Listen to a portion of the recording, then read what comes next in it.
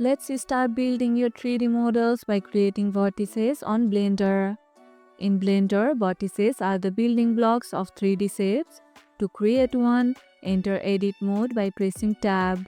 Then press Ctrl plus right click anywhere in the workspace and a vertex will appear at your mouse pointer's location. To create more vertices, simply keep clicking. Use E to extrude vertices and make edges or faces in real time. You can also move them with G, which is known as grab, rotate with R, or scale with S. If the vertices are not visible, check the settings in your viewport.